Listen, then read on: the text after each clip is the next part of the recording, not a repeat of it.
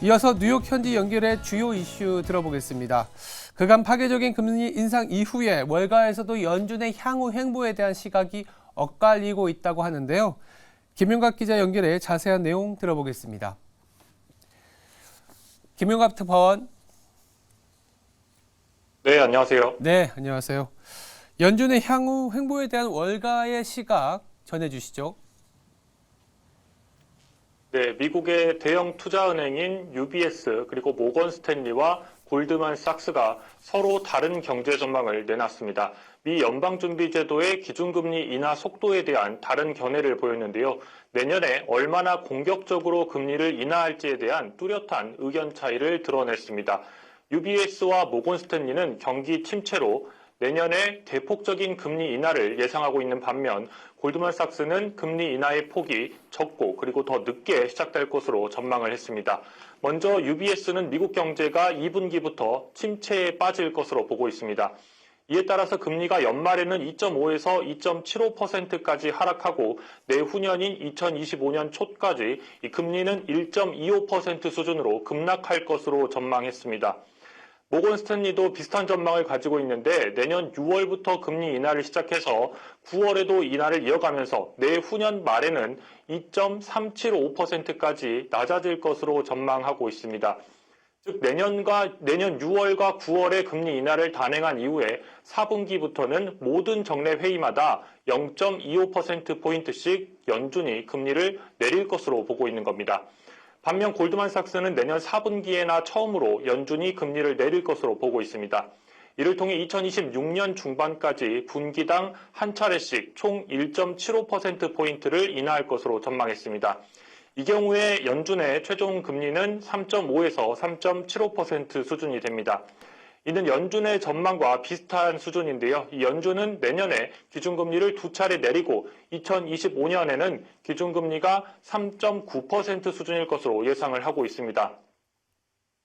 골드만삭스는 정부의 재정 적자가 지속되고 수요를 증가시킬 가능성이 높기 때문에 연준이 더 높은 금리를 장기간 지속할 것이라고 예상을 했습니다. 정리하자면 예상되는 금리 전망으로 UBS는 2025년 초에 1.25%, 모건 스탠리는 2025년 말에 2.375%, 골드만삭스는 3.5에서 3.75% 수준을 전망하고 있습니다. 다음으로 이번 주에는 연준의 12월 기준금리 결정에 영향을 미치게 되는 중요한 경제지표들의 발표도 앞두고 있습니다. 하루 뒤인 현지 시간으로 14일 10월 소비자 물가지수 CPI가 발표됩니다. 시장에서는 10월 CPI가 전월 대비해서 0.1% 상승하고 지난해와 비교해서는 3.3% 상승에 그칠 것으로 예상을 하고 있습니다. 이는 직전에 발표된 수치인 전월 대비 0.4% 증가, 전년 대비해서 3.7% 증가와 비교하면 상승폭이 더 완화된 수치입니다. 다만 근원 CPI 같은 경우에는 전년 대비해서 4.1%로 전월과 같은 수준으로 나올 것으로 전망되고 있습니다. 파월 의장은 지난 9일 연설에서 긴축적인 통화 정책이 필요하다면 주저하지 않을 것이라고 밝힌 바 있는데요. 이번 소비자 물가지수 발표가 연준의 12월 기준금리 판단의 중요한 근거 가운데 하나가 될 전망입니다. 이번 주에는 이외에도 미국의 소비 상황을 가늠할 수 있는 소매업체들의 실적도 발표가 됩니다. 미국의 최대 유통사인 월마트 그리고 미국의 대표적인 소매업체 가운데 하나인 타겟과 홈디포 등의 실적 발표도 예정돼 있습니다. 현지 시간으로 15일에는 10월 소매 판매도 발표가 됩니다. 이날은 CNBC와 전미소매연맹이 함께 조사한 10월 소매 모니터가 발표가 됐는데요. 이 지표는 익명화한 90억 건의 신용카드와 직불카드의 거래를 기반으로 산출하는 지표입니다. 이 조사 결과 자동차와 휘발유를 제외한 10월 소매 판매는 0.08% 감소한 것으로 집계가 됐습니다.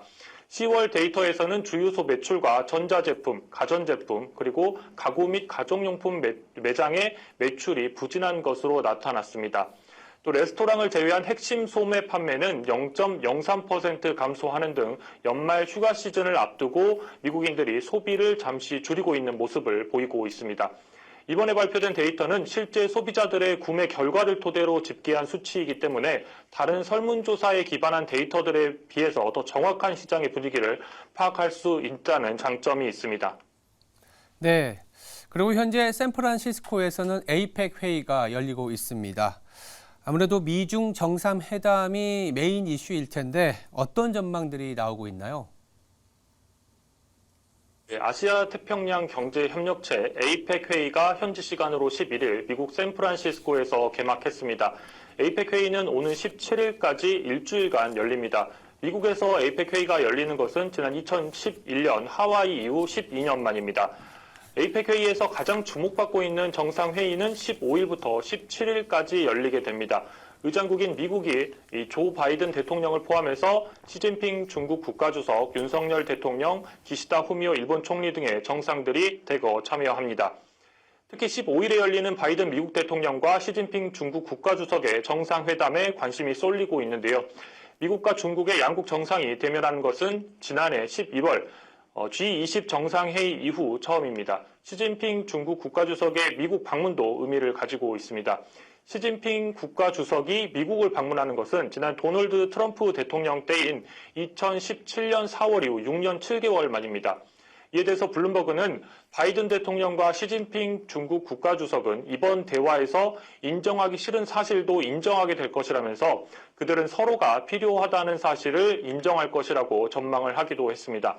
그러면서 최근 지속적인 적대감에도 불구하고 양측은 관계 유지를 원한다고 지적했습니다. 그 배경으로 바로 미국의 내년 대통령 선거를 지목했습니다. 또 지난 2022년 양국의 교역액이 거의 7,600억 달러에 달할 정도로 양국의 경제는 밀접한 상황인데요. 이에 미국에서도 일부 달라진 분위기를 읽을 수 있습니다. 제이크 설리번 백악관 국가안보보좌관은 지난달 24일에 포린 어페어스라는 한 전문 매체의 기고에서 미국의 주요 과제를 상호 의존 시대의 경쟁이라고 선언을 했습니다. 그러면서 미국과 중국에 대해서 경제적으로 상호 의존적이라고 평가를 했습니다. 과거 미국과 소련의 냉전은 상호 의존도가 매우 낮았던 강대국 사이의 갈등이었지만 현재 중국과 미국의 경쟁은 다르다는 겁니다. 중국 입장에서도 팬데믹 이후 회복하지 못하고 있는 경제 성장에 대한 부담이 있습니다.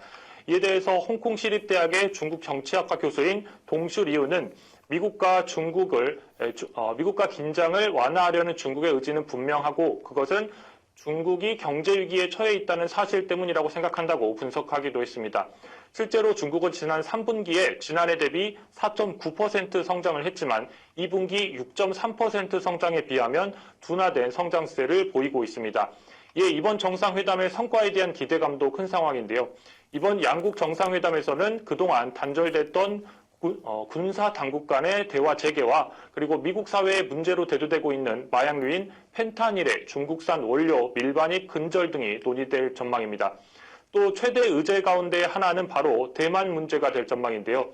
중국이 강조하는 하나의 중국 원칙과 함께 대만 선거의 개입에 대한 미국 측의 입장도 전달될 것으로 예상되고 있습니다. 지금까지 뉴욕에서 매일경제TV 김용갑입니다.